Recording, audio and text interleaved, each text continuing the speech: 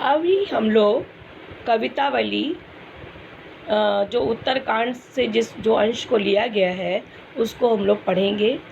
प्रस्तुत पद्यांश में कवि ने आर्थिक दरिद्रता संसार का सबसे बड़ा अभिशाप बताया है।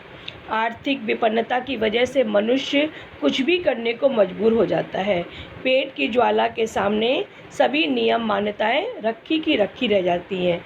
कवि के अनुसार पेट की आग समुद्र की आग से भी ज़्यादा भयंकर है। पेट की आग कभी भी शांत नहीं होती है। अब कविता इस प्रकार है। किसवी किसान कुल बनिक भिखारी भाट, चाकर चपल नट चोर चार चेट की, पेट को पढ़त गुण गढ़त चढ़त गिरी, अटत गहन गन अहन अखेट की, ऊंचे नीचे करम धर्म अधर्म करी, पेट ही को पचत बेचत बेटा बेट की, तुलसी बुझाई एक राम घनश्याम ही ते, आगी बढ़वा गीते बड़ी है आगी पेट की। कवि कहते हैं कि पेट के लिए ही किसान खेती करता है। किसवी मने होता है खेती, बनिक मने बनिया व्यापार करता है, भिखारी भीख मांगता है, भाट मने चारण जो राजा की प्रशंसा करते हैं, राज दरबार में राजा की स्तुति करते हैं, वो पेट के लिए ही राजा की वंदना करते हैं। चाकर मने होता नौकर, पेट की आग बुझाने के लिए लोग नौकरी करते हैं। चपल नट जो करतब दिखाता है, पेट की आग बुझाने के लिए ही वो नृत्य दिखाता है, एक से एक जोखिम भरे वो काम करता है। चोर चोरी पेट की आग बुझाने के लिए करता है। चार माने जासूस जो है पेट की आग बुझाने के लिए जासूसी का काम करता है। जादूगर चेटकी माने होता जादूगर, पेट की आग बुझाने के लिए जादूगर जादूगरी दिखाता है। पेटकों को पढ़त गुण गढ़त, लोग पेट के लिए ही पढ़ते हैं, पेट की आग बुझाने के लिए पढ़ते हैं, तरह तरह की कलाएं सीखते हैं। चढ़त गिरी, लोग पेट की आग बुझाने के लिए पहाड़ों पे चढ़ जाते हैं। अटत गहन गण अहन अखेटकी, शिकारी अटत मने तो घूमता है, शिकारी पेट की आग बुझाने के लिए शिकार की तलाश में घने जंगलों में दिन भर भटकता रहता है, घूमता रहता है। ऊंचे नीचे करम धर्म अधर्म करी, लोग ऊंचे नीचे काम करते हैं, गलत काम करते हैं, वो पेट की आग बुझाने के लिए कोई भी उचित अनुचित काम करने के लिए तैयार हो जाते हैं।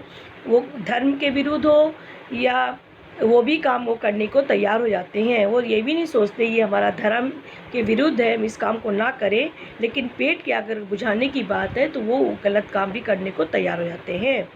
पेट ही को पचत बेचत बेटा बेटकी, कवि कहते हैं पेट की आग को बुझाने के लिए ही लोग अपनी गरीबी से आर्थिक तंगी के कारण अपने बेटा और बेटी को भी बेच देते हैं, बेचने को मजबूर हो जाते हैं।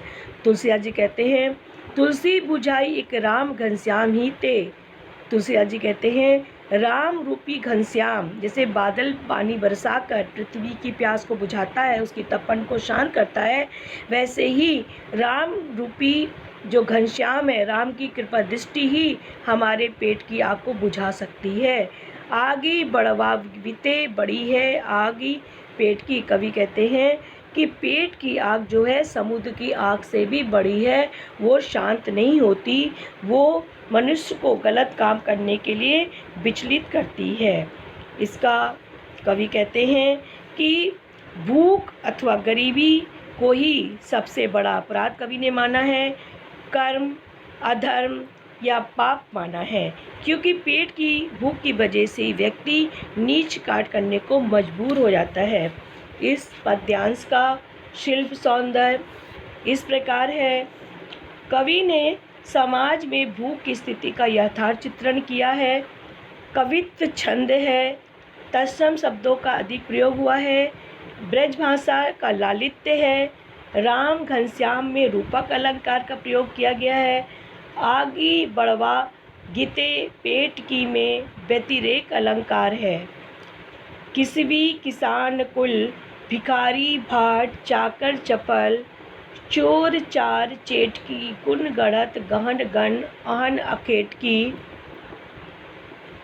बेचत बेटा बेटकी, बढ़वा गीते बड़ी में अनुप्रास अलंकार है।